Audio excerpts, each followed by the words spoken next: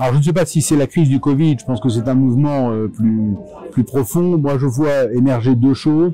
D'abord, qu'on le veuille ou non quand même, des citoyens qui sont consommateurs de services publics et qui ont une forme d'exigence un peu déconnectée du sens du bien commun, mais qui les concerne très directement. Et donc ça amène à des tensions plus fortes sur les personnels, les agents qui sont évidemment dans ces missions très directes.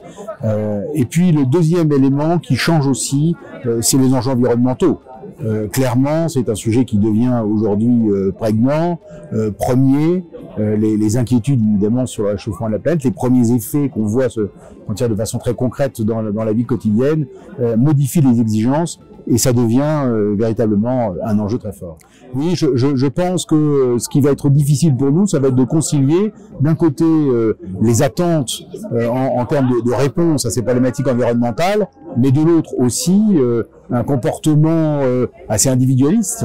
Et les deux sont pas toujours faciles à concilier. Et ça va être sans doute un des sujets ardus auxquels les collectivités vont être confrontées dans les années qui viennent.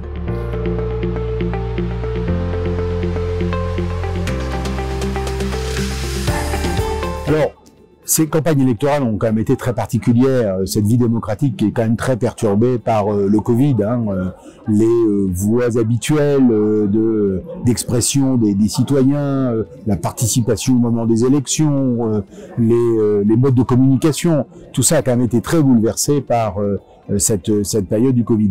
Pour autant, je ne crois pas que fondamentalement il y ait un désintérêt pour les enjeux locaux.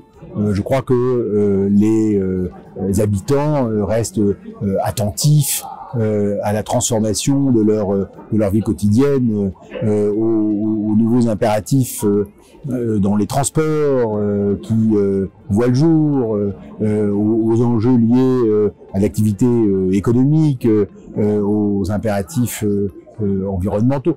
Moi, je crois que ça reste aujourd'hui une préoccupation très forte, qui s'est moins exprimée ces derniers temps, mais qui retrouvera de la vigueur dans les années qui viennent. En revanche, ce que nous avons toujours, c'est une catégorie de la population, une partie de la population, qui elle demeure et dans la durée un peu en marge de la vie sociale, et c'est peut-être là qu'il faut être encore plus vigilant dans cette période de Covid, parce que on a vite fait en quelque sorte de décrocher du lien social, et là on a sans doute des efforts à faire, redoubler d'efforts auprès des populations les plus fragiles.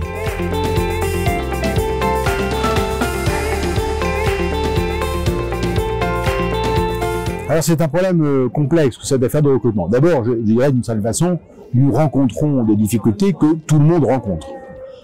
Ici, dans une région transfrontalière, avec la Suisse, avec l'Allemagne, avec le Luxembourg, il est évident que la concurrence très forte de l'autre côté des frontières, avec des salaires nettement plus élevés, fait que qu'on soit infirmière, qu'on soit enseignant, qu'on soit chauffeur de bus, évidemment, on est attiré par l'offre la plus intéressante. Donc ce problème-là, nous le rencontrons aussi, nous, collectivités territoriales, et nous rencontrons des difficultés de recrutement. C'est une réalité territoriale, mais elle est la même pour la collectivité qu'elle ne le serait pour une entreprise, bien sûr.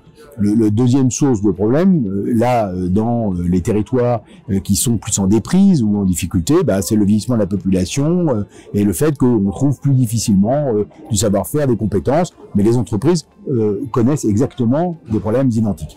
Donc, on partage avec tout le monde les choses. Là où nous avons une spécificité, c'est que nous sommes plus difficilement attractifs aujourd'hui, d'abord dans un certain nombre de métiers, pour lesquels nos grilles de rémunération sont totalement inadaptées. On parlait du numérique par exemple, voilà, avec aujourd'hui des compétences pointues, on a beaucoup de difficultés à s'aligner sur les rémunérations qui sont offertes dans le reste de la société. Donc on a ce premier problème. Et j'ajoute à ça en plus que les modalités de recrutement, des contrats à durée déterminée et non pas des CDI, ou des concours qui n'ont plus rien à voir avec la réalité des besoins, tout ceci marque une inadaptation qui n'est pas un atout pour nous. Ça, c'est absolument évident. Et puis, il faut bien le reconnaître aussi, la rémunération, quand bien même on fait des efforts sur les régimes indemnitaires. Pour les postes de catégorie C, nous avons aussi en partie des différentiels de rémunération qui posent des problèmes. Le monde de la santé, de façon générale, le connaît, mais les collectivités ne font pas exception et connaissent aussi des difficultés. Et puis enfin, je dirais peut-être que c'est la troisième source de difficultés, c'est la méconnaissance de nos métiers. Qui sait ce que nous faisons ? Voilà, qui sait que souvent une ville, une métropole, une agglomération est le premier restaurateur. Qui sait aussi l'intérêt des métiers que nous exerçons. Hein. On exerce des missions dans un très grand nombre de domaines.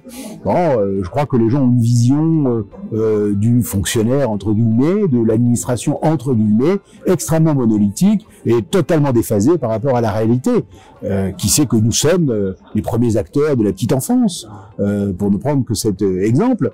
Et donc il y a un enjeu de communication globalement de l'univers des collectivités territoriales par rapport au métier que nous exerçons, et ça manque cruellement.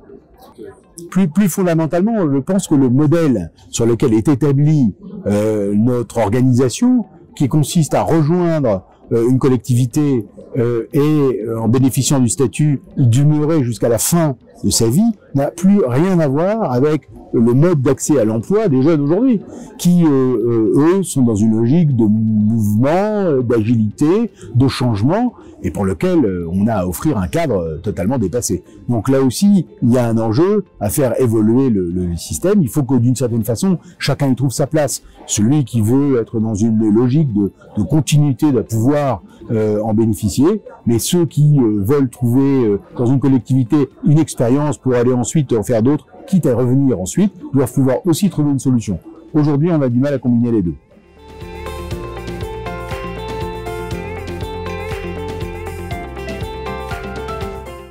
Alors, nous sommes dans une région très particulière, parce que l'État est venu nous voir en disant on a nos CRTE, on va, à travers un certain nombre de moyens financiers, relancer l'activité. Et nous avons aussi, à travers un certain nombre de fonds européens dédiés, et nos propres fonds, à travers nos initiatives, évidemment, beaucoup d'outils pour pouvoir participer à cette relance. Eh bien, ce que nous avons décidé ici, dans le Grand Est, c'est de combiner nos forces.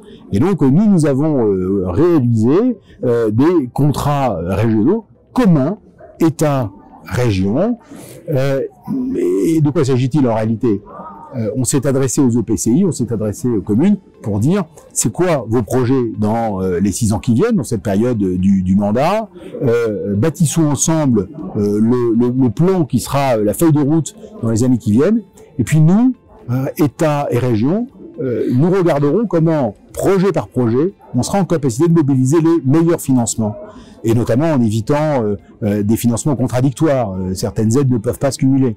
Et donc, toute cette dimension d'ingénierie financière, en quelque sorte, autour des projets, nous l'assumons collectivement, ensemble, pour accompagner tout au long de la réalisation de cette feuille de route les collectivités. Donc c'est notre particularité et je pense que c'est une assez bonne formule qui en tout cas semble-t-il marche bien puisque on signe là et d'ici la fin de l'année on aura signé une très grande partie des PRTE. Et puis il y a eu un peu de confusion. On avait encore l'idée que la contractualisation consistait à faire un tableau Excel avec des projets, des pourcentages de financement et un suivi dans le temps. Mais la réalité, elle est tout autre. Aujourd'hui, les projets sont plus complexes à monter. Il faut les accompagner, que ce soit d'ailleurs en ingénierie financière ou en ingénierie tout court. Il y a beaucoup de partenaires qui peuvent être mobilisés. Et donc, on en a fait des outils de dialogue avec les territoires et de construction commune des projets. Et je pense que c'est une façon beaucoup plus à la fois peut-être originale, mais en tout cas plus efficiente de pouvoir avancer.